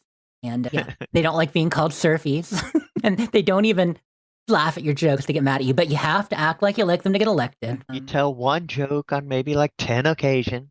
Yeah, I love that joke. Can I be honest? I didn't get it at first. The first time I watched it, you would think I would get Lucy. it, but it was so bad. I didn't even get it at first. What? Oh. Yeah, so he doesn't really respect their traditions. Wyatt was a huge bomb. Yeah, not only is it an incredibly tasteless joke, imagine making a joke like that about a real catastrophe, like 9/11 or any real bombing. Yeah, to people that survived it. Yeah. Not just people that heard about it, but most of the people they took in were from Shady's hands. Lived through it, lost family. So that's horrifying. That's another example of the whole lighthearted humor in the show, while at the same time dealing with some very serious subject matter. But she's asking questions about this, trying to figure it out, and she doesn't. You can tell here, earlier she's being polite. Here, she really wants to ask about the mutations in the eye. And it would have been better for everybody if she did, but she didn't. But she does ask about something else she's curious about, level 12. He won't talk about level 12 at all, and that's when he suggests that she should leave. When she asked the question, He had just taken a big drink of his good coffee and spits that all over the place. Messy desk by now. Oh, seriously. Yeah, I better clean up. It's very comedic. But again, he won't talk about level 12, which, if only they were a little bit more forthcoming, it would fix things. Not only not talk about it, but switch off right there. Yeah. This conversation's over. You mentioned. Yeah, he was Level offended. 12. It's like, what's the matter with you? Right. Why would you even? Yeah. And this is when you're starting to not trust them, because while we've seen the episode and we know that there's more going on, Lucy's starting to get suspicious, but the viewer is getting really suspicious because we saw the test subject thing they wouldn't have at the time. Although maybe they did when they left. We don't know. We've got the mutation. They're hiding something on Vault 12. So she's curious. And then we go back to Max, who is already very distrustful. But he's found where his power armor is. He's looking at it through the glass. And of course, there's no fusion core in it. They brought it in, but they would have had to wheel it in or transport it somehow. And it's not really usable. But at that point, someone in the vault, a lighting tech or something, is screwing in a light bulb, and a maintenance technician on the goat, you assume, and screwing a light bulb, lights up, and Maximus realizes they must be getting power from somewhere. So he asks, where do you guys get your power? And That was a good LED light bulb. it was an LED style light bulb, wasn't it? And yeah, so he's told, and next scene, it flips to Max is in a room. The kind of classic generator in the vault where you get the cool blue sparking coils. And he's up looking over. You look at a fusion core desk or a control panel, and there's a fusion core in it. And Max is eyeing it, and you realize, wait, he asked about their power. He's thinking about taking their fusion core for his power armor. Now, maybe the Vault has many fusion cores, but it doesn't seem like it. That was my question because I feel like whenever we, in the Fallout games, whenever you go down into any kind of like large corporation or business, when you go down there, there's usually like maybe one has a working fusion cores, but you can see a few other generators and stuff that had a dead fusion core or something in there, like more than just one keeping the place running. Right. And we know they're valuable. We talked about how the deputies were taking one from Snip Snip earlier, but they're also plentiful enough that they can be found. But at the same time, this is a valuable thing, and he's thinking about taking it. And as he's reaching his hand towards it, just you think maybe he's going to, Birdie sticks her head in and says, "Oh, I see you found our fusion core." And Maximus, up to no good, looks guilty like usual, because of course he does. Default look. And she says, "Well, how are you adjusting to life here?" And Maximus says, does it matter? I'm leaving soon anyway. Or am I? Where he's kind of hinting at, I feel like you guys are trying to trap me here, like you said earlier. That's the name of the episode. And turns out it wasn't difficult. Right. Some people who come here have a hard time adjusting to feeling safe, which she gets. She's from the surface, and a lot of the other people here are. Trust doesn't come easy to those of us with a guilty conscience. Some of the things you have to do up there to survive. And this hints at a lot of what we talked about with Maximus, that he has had a hard life, and he is maybe a good guy making some bad choices a lot of the time. Sometimes making the worst choice he could. But does those of us with a guilty conscience line imply that she knows something about his background? I think she knows people like him, or I know what surface dwellers have gone through or have to go through to survive up there. She obviously doesn't know that, he's not a knight, he's a squire, and he let his knight die and has killed a few people because he had to. But she knows that he's probably of stealing the power. He's about to be. Yeah, she kind of gets him before. She knows what he was thinking. In fact, that might be why she's here, because she suspected that he might be looking into things he shouldn't. Or they just wheeled in a power armor suit with no fusion core. So. Yeah, or she casually asked after him, and someone said, "Oh yeah, I told him blah blah blah, sent him down there." But she knows how to woo someone like him over, and she pulls out a Pip-Boy and says, "Unit 428, how about you get your own room?" And she gives him the Pip-Boy. Have a hot shower. And Maximus is interested in this. Hot shower, what does that mean exactly? Do you think the boy's ever had a hot shower in his life? Or just like desert hot? I think no, he hasn't. I mean, I suppose the Brotherhood could have like a hot shower, but maybe they don't. Or not for his situation, his level of Brotherhood. Yeah. Yeah, well, and even so, he's so new there. The real knights, maybe. Right. Yeah. On the Pridwin, maybe in a better facility, like an actual bunker. But here in this old Air Force base or wherever they're located, not so much. So he takes the Pip-Boy. He is looking. He's walking down Main Street there. Sycamore Street, actually. Sycamore Street, nice. Yeah. This is the vault where we saw Cooper advertising earlier. So we know about this vault. Yep. We know it's a vault run by scientists. We know about the amenities here. And, so this is really cool how it ties together. But he's walking down Sycamore Street and sees 4:30. He walks by the foosball table, people playing and smiling and laughing. He walks by a few people, one of them's very smiling. Again, it's Maximus is not smiling. He's distrustful, but people are smiling at him. He's like, oh, okay. So he finds 428. He goes in, and there's this like big bucket of goodies. This whole welcome to your home from home kind of kit with sugar bombs and caviar, all kinds of stuff, kinds of amenities. That's one thing that got me. There's all the usual like sugar bombs and so forth that's in the game. Are the oysters and the caviar, are they in any of the other Fallout games? No, not officially. Salty snacks and bottles of champagne looking, sparkling wine type stuff. Imitation seafood. That's true. We do get the imitation seafood. We do get a number of things in cans, canned ham and all that. Not caviar. He goes for the caviar.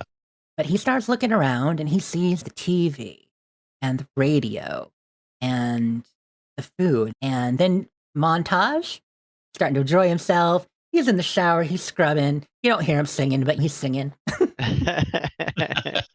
Gets on the fuzzy robe and slippers. Yeah. Takes a bite of caviar and has to walk out into the hallway. He's like, what is this? I thought that was awesome. So yeah, he's being quickly won over by the good life. The caviar is not from on level 12. Yeah. Oh, wow. Homegrown caviar, gulper caviar. Well, she got her belly now. No, it's in tins. They wouldn't have a canning facility in the vault. No. I can't imagine him liking caviar. I wouldn't have thought so, but he seemed to love it. I think he was more confused by it. Yeah. He just couldn't process it. You know what I mean? Yeah. It's just something so different than he'd ever been exposed to. You guys caviar fans? Very salty. Yeah. It's got to be really, really good caviar. Yeah. I've had really, really good caviar. Otherwise, it's super salty and very fishy. Yeah, that's right. Yeah. Isn't real caviar from like a specific fish in Russia? Sturgeon. Sturgeon. Yeah. Otherwise, is it just roe or something and not caviar? There's caviar and then there's caviar, I think. No, I think I've had roe. I don't think I've had actual real caviar. Probably same with champagne. I don't know that I've ever actually had real champagne. From the Champagne district in France. Yeah, exactly. I thought it was cool how he looked at the record player really closely. He was just sort of... Yeah, there are some cool things. The music kicked in for this scene, too. This was, again, the kind of thing where it went from suspicious music to, 50s music. I don't remember the song they played. It's Give Me the Simple Life by June Christie. Oh, perfect. Love that. So then we go back over to Lucy, and Lucy's trying to figure out a little bit more, learn more about this vault after her slightly uncomfortable meeting with the overseer. But she's still not uncomfortable per se. She's just like, okay, this vault, there's some odd stuff here, but every vault's probably different. So she finds a classroom and she walks in. There's a diorama there of Shady Sands built up probably to teach children about their history. It's almost like it's a history classroom, which is cool because she was an American history teacher in the vault, right? She likes finding that. Mm-hmm. And she very much wanted to know about the history since the war, because she was asking Maximus about it last episode, like what happened in the last 200 years. Yeah. Like she's super interested. Yeah. Well, it makes sense. I mean, it's a huge blind spot for her, right? What has happened in the last 200 years? While, I mean, she's only been underground for 21 or 22 of them. But this is a whole time period she doesn't know anything about. So it's all on the chalkboard. So she sees these are people from Shady Sands that she's learned, and they're teaching about the local history in the area. And it shows 2142, Shady Sands was founded, as we know, before the first game. 2189, the NCR was formed. 2198, Shady Sands becomes the capital of NCR and was just actually referred to as NCR a lot after that. In the second game, I think it's just called NCR and not Shady Sands a lot of the time. In 2241, the NCR becomes the largest economic and political power in California. So kind of makes you wonder who was before that. The Khans, the 88, we know the Legion wasn't there yet. Brotherhood. I mean, maybe it was just a mix. They're saying there was no dominant power at that point. As we see now around Somebody Philly, finally took control. largest economic political power. And 2277, the fall of Shady Sand. And then arrow over, boom, mushroom cloud, nuclear explosion. And so this is where she kind of learns about this whole progression, about the arc here. But not as much as we'd want to know. And as we know, this whole thing caused some consternation because people looking at it, 2277, if that's when Shady Sands was blown up and exploded, that makes no sense. With New Vegas in 2281, that's since been clarified, like we talked about. And I think you said the key thing there is when you said arrow over from the 2277, right? At some time after the fall of Shady Sands, there was a big nuclear explosion. But you wonder, okay, wait, but if Shady Sands was destroyed, how would it have fallen before that? I do think when they were creating that board, they wanted it to be indeterminate. I think they were kind of, in a way, trying to respect the lore by not putting a specific date on it, but it backfired. Right. They should have put like the date for the explosion, maybe.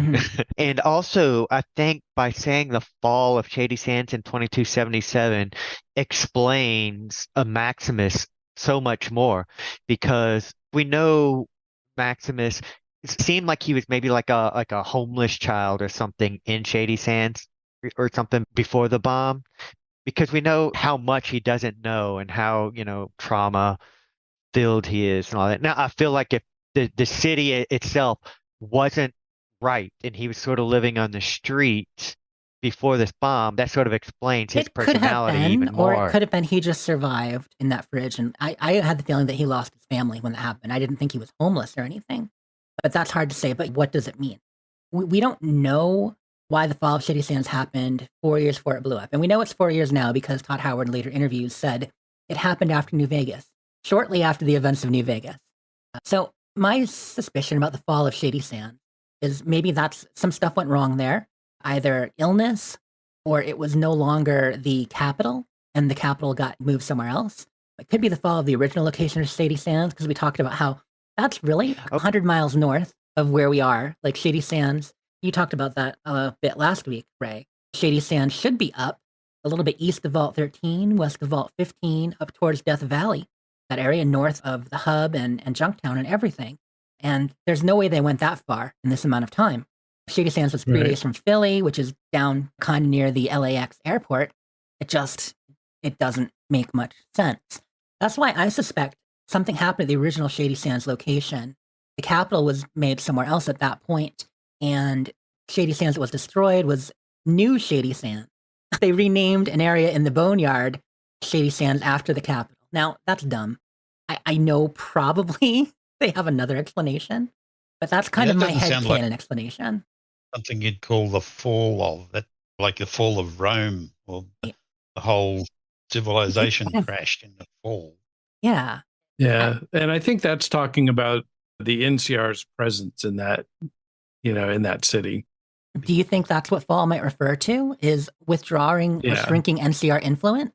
Because of the war battles they were fighting with the Brotherhood and the Legion and all that? Yeah, so I think that when they say the fall of Shady Sands, I think they're talking about the NCR as the seat of government fell. Shady Sands continued to exist as a human settlement, but not the seat of NCR power. Yeah, that makes sense. That I think they must have designated another capital or something at that point.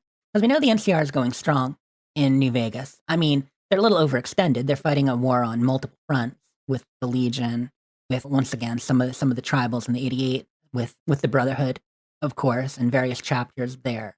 So they're stretched thin, but they also still exist. And it's quoted in the game a couple times, politicians back in Shady Sands, etc. So we know that there is Shady Sands. But and the residual NCR power structure moved up into the hills into the Griffith Observatory.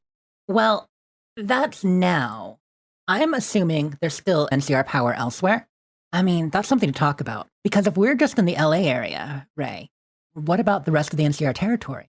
What about the territory they had on the edge of the Mojave and the hub? I mean, they had multiple provinces. They went up central California, Yeah. Maybe. For the fall of Shady Sands as the seat of the NCR, Mm-hmm. you would think that they would have pulled back supporting troops. So either they abandoned Shady Sands and dispersed out into other parts of the Southern California area, or they fought and fought and fought until all they had left was what they had to defend Shady Sands. They lost that and ended up a small faction in the foothills. Yeah. And that would be locally, is what I'm thinking. Because once again, this is around the time of New Vegas. But, You know. Yeah, but why wouldn't you fight for your capital? Well, that's why I'm wondering with the fall of Shady Sands if the capital was moved 3 days from Philly in the greater LA area. Or there's 2 Shady Sands and Shady Sands was moved, like my weird theory. If the government had gone somewhere else, why did they bother blowing it up? If you're trying to get at the government of the NCR, they're not there. But in 2281, when the explosion happened, NCR seemed like it was still pretty powerful up until that point. Well, we won't know until Fallout 5. I Now mean, it's down to 2 deputies and a governor. Is that right? if we do, maybe we're going to learn what the fall of Shady Sands was in season 2. I kind of doubt it. I think series 2 might answer some of these I questions. really hope so. Yeah. Maybe they didn't think people would be as confused as they were. Maybe they aren't that concerned about moving on the map because, Bethesda rearranges maps all the time. Maybe they just thought, it's fine. And there's always a chance that even though they're saying they didn't, that they did mess up the date. And the fall of Shady Sands was supposed to be around the time of the bomb later on. Yeah. I don't know. We won't know till we find Todd out. said, forget about it. It was just those knuckleheads at Interplay that had it in the wrong spot. Yeah, this is where it should be. Todd also, in that interview, he talked about how they think very locally when writing the stories for the games. Like, even though the lore of the game covers a larger area, they think very locally, which is why I say maybe the NCR is strong elsewhere. But after Lucy learns all this, she walks over to where the flag was, and she sees this flag, pulls it up. It's an NCR flag, and we get the moment where cues the actual Fallout theme. And so this really erases any frustration for any of the dates that are wrong and the locations of Shady Sands, all that stuff, because she looks at the flag and you get the Fallout 4 music. Then, though, Satisfying. right And about then it makes it all right with the world. some of the New Vegas fans for seeing this, they're like, wait, you destroyed Shady Sands and now you're not playing the New Vegas theme song? I was just about to say she's looking at the wrong flag to be listening to the Fallout 4 music. But no, it's a really great moment. It felt good. And so you get that brief moment, and then you hear commotion in the hallway as people walking by. Oh, it's time. Like they're going somewhere. She steps outside and stops one of the doctors. And he says, it's a surface dweller tradition. It's a little rambunctious for my take. And so she's okay. And then a couple walking by right then says, hey, you're welcome to come if you want, recognizing that she's new down here and is welcome to join. Also, not everyone there may even realize that she's from a vault. She's just a new arrival, so they may think she's a surface dweller too. So they invite her to come along. During the 33. Mm-hmm. And is this where we go back to Cooper finally? Yes. Yep. Okay, so Cooper's being brought into a room, and the guy behind the desk. Oh, the sign says the government. Yeah. MINT. Yeah. So literally, the government. Somebody needed to step in, apparently. So he's brought into this building and up to an office with a guy behind a desk, and he recognizes him. And this guy's name is Sorrel, and Sorrel recognizes him too. He says, well, when you said they were bringing in a ghoul, I didn't know they meant the ghoul. And he has him sit down, and he's talking to his boys, and he says, once upon a time, this was best bounty hunter, California, which that alludes to the fact that Cooper's been off the scene for a little bit too. Like we know he's being held by, was it Don Pablo? Well, he was buried there. Sounds for a about while. right. Yeah, he was held there down probably, we were thinking maybe in the Baja Peninsula, outside of regular California area for maybe a decade or more. He's recognized people in this area, and so he's obviously met Sorrel before. He makes a comment or two and gets butted in the head. Just be respectful, you're talking to the president. Cooper says, "Oh, you're president now," and Sorrel just kind of shrugs. Hey, someone needs to take charge. Somebody had to do it. Mm-hmm. So Cooper asks if he can get, into his bag, get a needle and thread. The deputy says, "We don't do a lot of knitting around here." Cooper corrects him that it's sewing, and looks again at Sorrel. He nods, go get his stuff. So he gets the thread, and he's like, with his wrist, he can't do anything with it, so he cuts him free. Which huge mistake, right? Would you do that with the ghoul if you knew who he was and had a prisoner? Absolutely not. So, Well, he sort of half trusts him, I suppose, being an old friend. He doesn't think he'd do anything wrong. yeah, maybe that, and the fact he's got a couple of officers, a couple of deputies on him. If you know the ghoul, though, like I'm getting. You know him by reputation, but could he really be as tough as his reputation? Right. And, I don't think his intention initially was to do anything other than what he did was he unrolls his sewing kit and there's a fingertip, the one that Lucy had bit off. Yeah. Just his trigger finger, right-handed. Oh, was it his trigger finger even? He sews it back on. Works straight away. That's pretty grisly. But we know that the way they're doing ghouls here, they have stronger healing properties than most ghouls even do, because ghouls can heal from radiation, but they seem to heal even faster. But yeah, so he's sewing it on. They're making conversation. Sorrel asking why he's here. What brings you to this area? And maybe you're still looking for her. Big question mark. We don't know who her is. The assumption. Or his wife. Yeah, and maybe it's his wife. Maybe it's his daughter, but it's been 200 years. Aren't they dead? If they're not, what does that mean? Which we're going to find out in the later episode that he is actually looking for his wife and daughter. Which begs the question, are they maybe ghoulified too? Did maybe he not the only one turn into a ghoul? Maybe they are as well? Or did they have something with Vault Tec and he thinks they were hidden away somewhere? Maybe he's just looking for their bodies. And to back up just a tiny bit, when they were talking about oh, so you're a president now, right? And Sorrel's like, don't see why not. Coop's like, well, that's the first I'm hearing about that. But what I am hearing a whole lot about is some woman named Moldaver. And then Sorrel, they call her the Flame Mother. That bitch is dangerous and whatever. And so, but then that's when the conversation progresses a little bit to what you're talking about now. He was just saying, I keep hearing about this woman Moldaver, and that's where Sorrel says, So he just knows the name at that point. Flame Mother, right? Yeah, and tells him that she's called the Flame Mother, right? A lot of people asking about her, and he says, do a little more promotion because no one heard of him. But they're trying to start something here. They're the government, and they're offering businesses their protection. So that's what it really is. A local gang, local seat of power now within probably a couple square miles. And they're talking to legitimate businesses like organ harvesters and other such things and offering their protection and trying to establish themselves. And if they just let someone get away with shooting up a place like that, well, what good is their word? What good is their protection? So they have to handle it. Now, how does it go from there? Basically, at this point, Cooper realizes that they're not going to let him go. And so he's got to do something about it. I think he's taken the rap for the Super Duper Mart incident because he never lays that off on Lucy. Yeah, he says guilty as charged when Sorrel's like, do you have anything to say for yourself? He just guilty as charged. He's fully willing to accept it. Yeah, and then he talks about how he also shot up Philly. And that's when the deputy says that my dad was in Philly. And the ghoul says, well, either he was dead or he's a coward. And so that sets the kid off. Right. Ultimately leads to his demise. My daddy ain't no coward. So Sorrel tries to tell him not to take the bait, but... Yeah. And once you pull a gun on the ghoul, especially a ghoul with hands free. Trigger finger working again. Yeah. And then... to the next mistake, because the ghoul keeps egging him on a little bit, talking more about that, and that deputy pulls a gun on him. I forgot the other deputy's name, but he's like, remove deputy so-and-so's gun from him, too. So not only have they untied him, but now they have unarmed one of the deputies, too. Yeah. Do you think the ghoul's manipulating the situation in his favor like that? He is, right? He's setting all this up like dominoes a little bit in case he needs to fight, which... we're getting the feeling now he's going to. Yeah. But at the same time, he's also waiting to see if Sorrel is going to get the situation in check. But Sorrel is saying, that he can't just let this go. People won't have any respect for the government. Right. So at this point, the ghoul, apparently he's not going to say it was somebody else.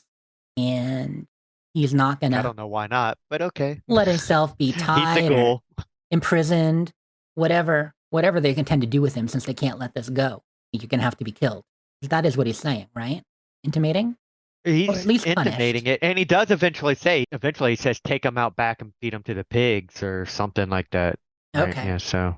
Yeah. Be about the only way you could kill him. Yeah, with his healing and how much he's been through. So does his thing, takes out the deputies right in front of Sorrel, who's starting to quake in his boots, of course, as the Duke boys go down. And then Coop gets Leave up. Sorrel. He's talking to Sorrel, and he pulls that picture of Moldaver off the wall. And he says, this is not how I remember her. Well, And- he's like, why do you have this picture on your wall? He doesn't recognize. He doesn't know it's recognized her, Moldaver, but he yeah. doesn't know it's Moldaver. Oh, he yet. doesn't? Does it not say Moldaver on the picture? No. Cool. Just says And- wanted. Can I add, not to sidetrack us too much Please more? do. Again, right here, if you looked at all those pictures on the wall, one of them is, and I don't want to sound spoilerish here. Maybe I don't know if you need to mute me. One of them looks very much like a super mutant. Yeah, for sure. The upper left corner. Yes. I remember looking at it, I couldn't remember who was there. Super Mutant is awesome. Anyone else we might recognize? Is Maximus up on the wall yet? Or oh wait, they had Wilsick on the wall, didn't they? Because that bounty was called in. Did they have one of him? I know they- I was looking for him. I didn't notice. They did have that ghoul that the ghoul killed at the beginning with Lucy. Oh, Roger? Yeah. His picture was up there. Okay, so there were a couple. He learns that it's Moldaver. And then he says, Yeah. this is not how I remember her. And we get a flashback to him walking into a building where they're having that meeting. He's looking at his card. He's going in. Apparently, he is actually going to go take his buddy Charlie's advice, meet him, and hear what needs to be said. And as he walks down, do we see her face yet? We don't, do we? No. Okay. No, okay. all we see is him pull up in the car, and he's got that cool car with the little door handle that slides up into the car frame or whatever. But then that's that entire scene. He looks around and switches over to Vault 4. Okay, we're back There's a in few Vault 4. cuts backwards and forwards here. Yeah. Actually, you're right. It does. There's It a gets- lot of back and forth here. To be a real montage here. So Lucy is going into the atrium area with the people who are having a ceremony. Everybody kind of lining up around a center altar area with a number of tools and a goblet with some ashes. And Birdie's there starting to lead a ceremony. Is she wearing a robe? They drop their pit boys off at the beginning. Yeah. Yeah, they do. So they're almost like kind of saying, yes, we're in the vault now, but this is a surface dweller thing. And they're kind of relinquishing that. And so they're being led in a ceremony where they're talking about, we remember Shady Sand. They're starting to chant and she's leading them. And then you cut back to Cooper going into the building. It's definitely building a crescendo like you're talking about. And then back to the ritual. And they're saying, we wear these ashes to remember them. And so ashes being Yeah. passed around. And on Lucy her was forehead. just putting ashes on her forehead before she realizes that these are the ashes of the fallen. And she's like, oh, wait, That's what they say now, the ashes of the fallen. Yeah. What does that mean? Probably just ashes from around the Shady Sands area of the crater. One of them was I mean, I drinking don't know. blood. Yeah, you see those dead bodies that are like flash frozen in Pompeii style. Like, I think that's what they're talking about. Yeah, I They think that's what they're swept up talking about. But Yeah. she's already put them on. real people. And then people start unzipping and pulling down their vault suit and going skyclad. And you see Cooper in, he runs into, I think, Charlie. And, oh, you came, seeing this progression in here. And they're all getting nude as they, There's like 3 inches Yeah, in and the a vault. little Yeah. smile. Yeah. just a little I bit. did my bit. Yeah, I was almost a little bit surprised that she was so shocked by it. I mean, of course, she wouldn't just want to get fully naked, but the way she's been so just practical with everything else, like, you want to have sex? Or just like, with Monty in the beginning, okie dokie. Yeah, but this isn't that, though, is Yeah. it? I know. No. This is in the Ritual, middle of yeah. the field around a bunch of people she doesn't know. Yeah. I feel like it's not proper. I mean, if you hark back to the earlier episodes, I mean, she doesn't even get undressed to have sex when they were first married. That's true. Yeah. She didn't fully. That's Yeah, funny. didn't have. Tim said the dress was off in 2 seconds flat, but she never even took hers off.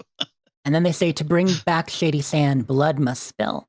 Which, okay, now this is getting ominous here. And the music and everything's getting a little bit more ominous and intense. And, oh, Flame Mother, you will be our salvation. Now, Flame Mother we just heard Moldaver was called the Flame Mother in the previous scene, but Lucy doesn't know that. And they're passing around. It seems like they're passing around something. You think there's blood in the cup? It's Maybe blood. it's just wine? I'm pretty sure Blood. it's blood. Ew. So some of them are drinking Where blood, did not it come everybody, from? but it's part of the ritual. Yeah, it makes you wonder where it came from. And then you see where Cooper is. There's a woman walking towards them down the hallway. And then it's back to Lucy, and they're chanting again, "Oh, Flame Mother, you'll be our salvation." And drop a flag, unfurling. And boom, it is Moldaver on this giant flag with a little radial burst behind her. And that is who these people are basically worshiping. Many of them are going to their knees and saying, "Flame Mother, you'll be our salvation." Lucy, of course, is now shocked and horrified because they are talking about blood must spill. They are half naked and they are worshiping this woman who kidnapped her father, broke into her vault, killed people, and took her father. She recognizes her right away. And so she's starting to back up. And as she does that, we cut back to Cooper, and the woman who's coming down the hallway comes to him, back pre-war, glasses, short hair, same woman, 2270, whatever it is at this point. So Moldaver is somehow in both time periods. And she looks the same. She's not a ghoul. Right. Yeah, so she's Yeah. not a Yep. ghoul in 2296, but She looks older, like she's certainly been through it a bit since then. And they're trying to make her look 200 years older. a bit right? younger, right? Right. Not barely 10 years. So we have no idea how it could be the same person in both places. But we're not going to get that answer today. All we get is her saying to Cooper, "I'm a big fan. Come on in." So they're going into the meeting. Now we're back to Lucy, who is freaked out. This whole ritual, these people are not who she thought they were. All these ominous cues that we've gotten, the audience is suspicious now too. We don't know what's going on. So she runs back to Maximus or Titus, finds him and knocks, "Let me in." And she goes in and he's got his slippers, he's got his food. I love he's watching the waterfall on the TV. Right. That's all he's doing, right? Or is he doing it right there? Yeah. And then she exclaims, "It's a shoot show up there." She says that. So Can't say she, shit show. Yeah. she says, "You were right. These people are hiding something from us. There's something going on." And he's like, "No, you were right." It's Fully great. reversed from before. Yeah. Yeah. And so actually I take that back. That's not where he was just sitting back watching the waterfall. It's like a later scene, but he's just standing around looking at all his welcome goodies. And he offers her some food. "Have you tried these? Do you want this?" Like he's just sharing his bounty. Yeah. Trying to get her to eat oysters. Yeah. Hey, if you're not down with oysters, do you want to make my cock explode? Like, are you ready? Let's do that now. Like he is all in on whatever she wants because she was so right about this place. And she like looks at him, "What?" And he says, "Intercourse." They are completely mismatched now. So she's freaked out and wanted to run. He, clueless Maximus. And he's Yeah. like, Is "Hey, ready to stay there for the you're rest of his life. yeah, he's moving in." Lucy was completely right. And she's, "No, they're hiding something from us." He says, they're a bit weird, like you." Still so suave our Maximus. But she's like, "Look, I understand, I get it. You haven't had this before, but there's something going on here. They're hiding something from us. I'm not going to leave without you, so I'm going to prove it to you." So Maximus just kind of left standing while she runs off to go searching. She's going to level 12, which is forbidden, and she's going to get to the bottom of this mystery. Maximus, that was weird. And he just goes back to eating, right? Did you have anything else on that scene, Will? No. So this is now the creepy scene. This is the payoff we've been waiting for all episode. She's down in an elevator, dark. Lights are flashing when she gets down there. And she's starting to walk through. And it looks mad scientist-y a little bit. And as she walks by the one window, we see a gulper in She doesn't. one of the tanks. She doesn't see him, but we see the gulper.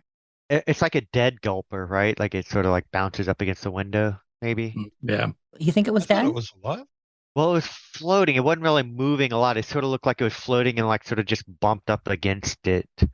Yeah. Could I have been thought- alive. I thought it was alive but in containment, but either way, there's a gulper she doesn't even see, but it kind of just like menacingly in the water behind her as she goes through. And she starts looking at all this lab equipment. It's kind of horrific. Like, what's going on here? What have they been experimenting on? It says authorized lab personnel only.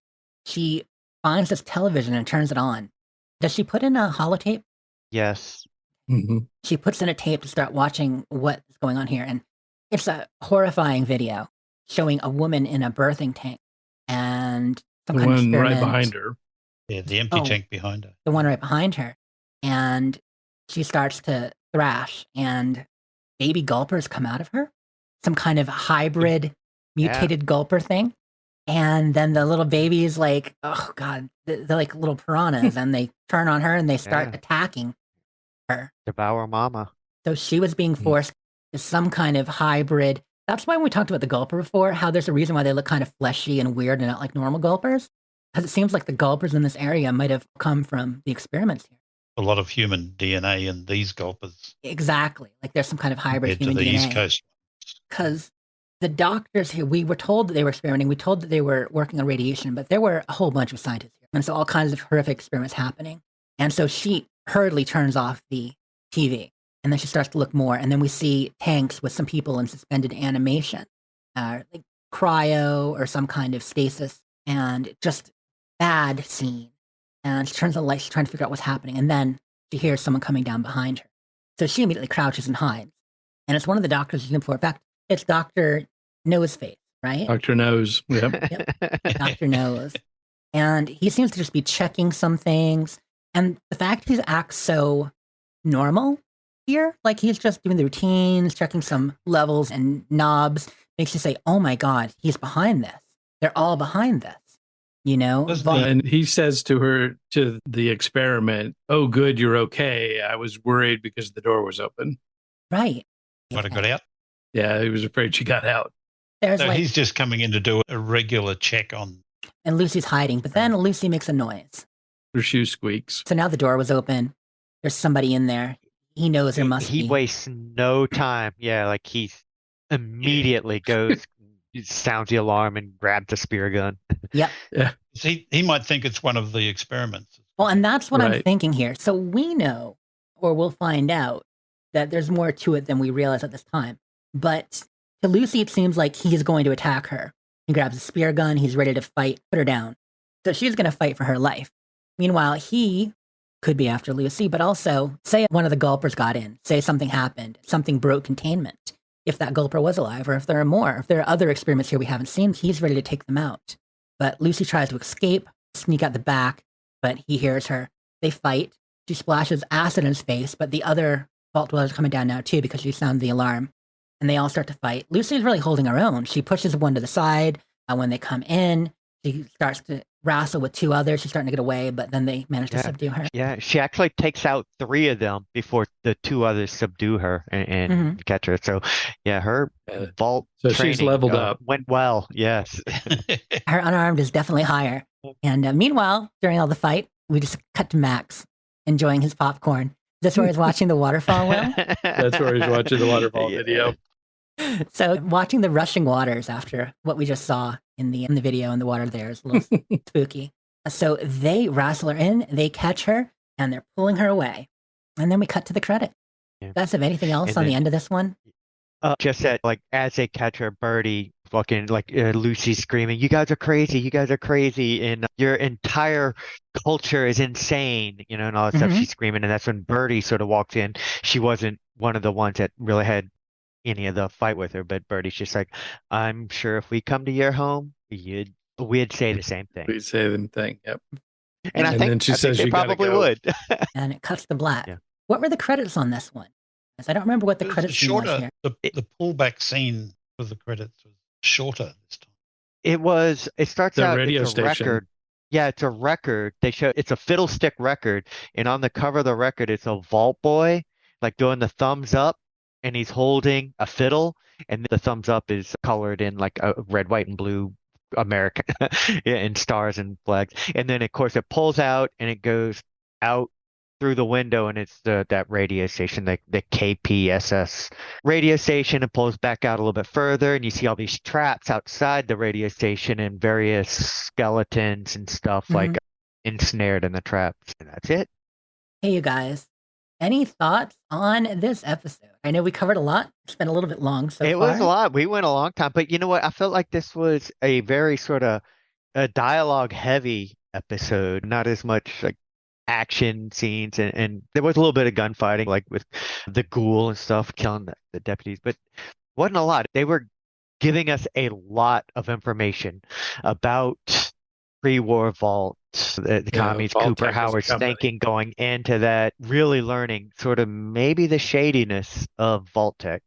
And that this really kind of plays into it because so far, while we got the mystery happening with what's going on with 32, 33, 31, we're not at the bottom of it all yet. We don't know what the experiment was there, if anything, just that there's something odd going on. But here we get classic Vault Tec, where it does appear that the Vault Dwellers are experimenting on people. We'll learn next episode there's more to the story. But yeah, I thought this was a really good one. Very dark. And also, if you look at it from the perspective of not being familiar with the game series and not being familiar with Vault Tec, they're kind of introducing that idea that we already know all the different experiments that Vault Tec ran. But this is the first we've really seen of it in the show. The TV show viewing audience's first glimpse into it. Yeah, we got getting their both little sides, mind spinning there. too, because with the way it's framed, with Cooper actually introducing us to Vault 4 at the beginning, you learn a lot about Vault Tec, the people behind it, some of the distrust of the company, and why would they distrust them? I mean, obviously Lucy trusts them implicitly. Everybody does. They're Vault Tec, nothing more American than that. And then here you're pulling back the layers of the onion. You're seeing there's way, way more to it. We also, you're right, you mentioned there's a lot to talk about, Will, because we got the whole Shady Sands thing in our face. People watching this, Yes. They have all that Shady Sands stuff that they might be upset about. No, but still tons of questions regardless. They got the whole Moldaver thing. Why is she called the Flame Mother? Why does people seem to almost worship her, saying that they'll be their salvation? What is she doing with her How group? is she alive 200 years later? Why would they worship a raider? And yeah, how is she alive 200 years later? Yeah. So this whole thing, there's so many questions from this episode. It was The pretty whole awesome. thing really is all set around Vault 4, the trap set up that way to trap anyone who goes looking for medical assistance. Yeah. Becomes one of their experiments. That was the idea. The whole test subject thing, it's set right up for us. And I mean, Moldaver, her legend really grew through this. Up until now, we just knew that she ran a gang of raiders. She wanted something important, and people respected and feared her.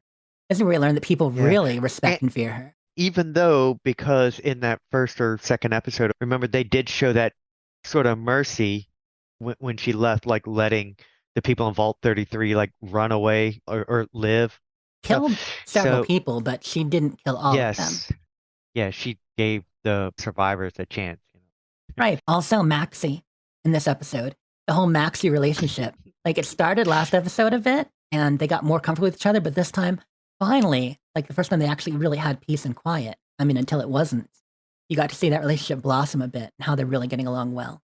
Awesome. Well, thanks, guys. Ray, Andrew, and Will for joining to discuss this episode. And thank you, listeners, for joining us as well. We really appreciate you tuning into Vault Talk for these recaps and discussions. I know there's been a little bit of a gap between last episode and this one, but this has been episode 6, The Trap. And next week, we'll be discussing episode 7. For those listening as they come out, that should only be about a week or so before we get there. I have been Jessica Starr. As a reminder, you can listen to our regular show, The Fallout Feed, on podcast services everywhere, or follow us on Twitter at The Fallout Feed, or even join us on Facebook and the Skyrim Addict and Fallout Feed group. So tune into us there. And until next time, we'll see you in the California wasteland.